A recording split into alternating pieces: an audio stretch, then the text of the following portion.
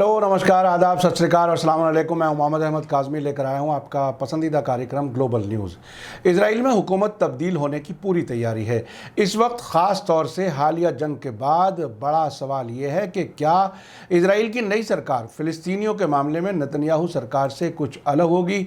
इस बारे में अल जज़ीरा ने एक बड़ी रिपोर्ट छापी है, जिसमें वेस्ट बैंक, यरूशलेम और गज़ा में फ़िलिस्तीनियों से बात करके ये समझने की कोशिश की गई है कि आखिर वो इजराइल की हुकूमत की तब्दीली के बारे में क्या सोचते हैं।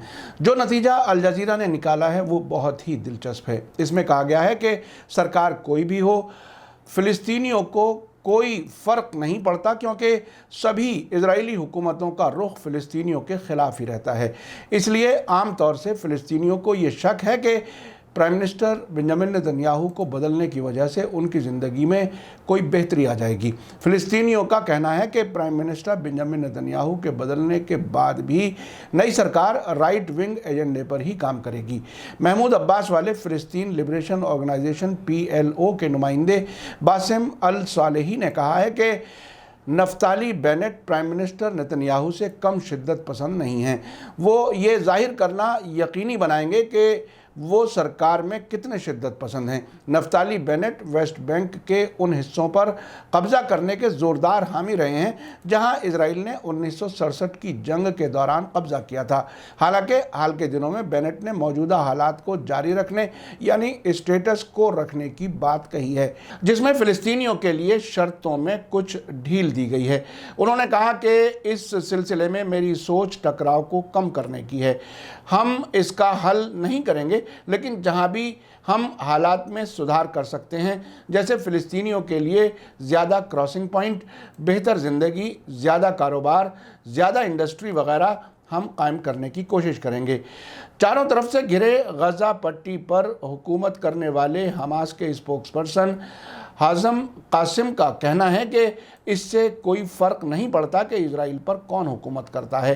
फ़िलिस्तीनियों ने पूरी तारीख़ में दर्जनों इजरायली सरकारों को देखा है, राइट, लेफ़्ट, सेंटर, लेकिन जब हमारे फ़िलिस्तीनी लोगों के हुकूक़ की बात आती है तो वे सभी दुश्मनी भरी पॉलिसी पर काम करते हैं, जिसमें इजराइल को बढ़ाना और फैलाना और दुश्मनी भरी पॉलिसी जारी रखना होती हैं। यरूशलेम में रहने वाले फ़िलिस्तीनी नेशनलिस्ट बलाद पार्टी के लीडर सामी अबू शहादे ने अल जज़ीरा को बताया कि ये मामला नेतन्याहू की शख्सियत का नहीं है, बल्कि उन पॉलिसीज़ का है जो इजराइल अपनाता है। हमें जो चाहिए वो इजराइल की पॉलिसीज़ में सीरियस बदलाव चाहिए, ना कि लोगों की तब्दीली। नेतन्याहू से पहले हालात बहुत ख़राब थे और जब तक इजराइल अपनी पॉलिसीज़ पर ज़ोर देता है तब तक नेतन्याहू के बाद भी ये हालात ख़राब होते रहेंगे। इसलिए हम इस सरकार की मुखालिफत करते हैं। फ़िलिस्तीनी लिबरेशन ऑर्गेनाइजेशन PLO की एग्जीक्यूटिव कमेटी की फॉर्मर मेंबर और फॉर्मर मिनिस्टर हनान अशरवी का कहना है कि नेतन्याहू की हुकूमत के दौर में अब भी नस्लवाद, एक्सट्रीमिज़म, वायलेंस और गड़बड़ी सिस्टम में शामिल है। उन्होंने ट्वीट किया कि आने वाली सरकार उनकी विरासत को जारी रखेगी। गज़ा में एक सरकारी नौकर 29 बरस के अहमद रेज़िक ने रॉयटर्स को बताया है कि इजराइल के एक लीडर और दूसरे में कोई फ़र्क नहीं है। वे अपने मुल्क के लिए अच्छे या बुरे हैं, और जब हमारी बात आती है तो वे सभी बुरे होते हैं और वे सभी फ़िलिस्तीनियों को उनके हकूक़ और उनकी ज़मीन देने से इनकार करते हैं। इसी बीच अल जज़ीरा के मरवान बिसारा ने एक आर्टिकल लिखा है जिसमें कहा गया है कि नई सरकार में नेतन्याहू की ही पॉलिसी जारी रहेंगी। उनके आर्टिकल की हेडिंग है नेतन्याहू ने इजराइल में हुकूमत संभाली। इसमें कहा गया है कि मौजूदा प्राइम मिनिस्टर के नाराज़ मिनिस्टर्स के ज़रिए कोalition बनाए जाने से पहले जैसे ख़तरनाक हालात में बहुत बदलाव की उम्मीद ना करें। इजराइल की नई तब्दीली वाली सरकार सिर्फ एक मकसद को ध्यान में रखते हुए नामुमकिन किस्म के लीडर्स को इकट्ठा करके बनाई जा रही है। वो सिर्फ इस मकसद से इकट्ठा हुए हैं कि उन्हें प्राइम मिनिस्टर बदलना है। नफ्ताली बेनेट और एविगडोर लिबरमैन, जो प्राइम मिनिस्टर और फाइनेंस मिनिस्टर बनने वाले हैं। दोनों ने पहले नेतन्याहू के चीफ ऑफ स्टाफ के तौर पर काम किया है। आने वाले जस्टिस मिनिस्टर गिदोन सार कभी नेतन्याहू कैबिनेट के सेक्रेटरी थे। यहां तक कि यायर लेपिड और बेनी गैंट्स, जिन्होंने नेतन्याहू को ओहदे से हटाने के लिए कोalition बनाने की कोशिशों में अहम रोल अदा किया है, दोनों नेतन्याहू की कैबिनेट में मिनिस्टर रहे हैं। आपने देखा कि फ़िलिस्तीनियों की तरफ से जो बात कही जा रही है वो ऐसी हकीकत है जिससे इनकार नहीं किया जा सकता।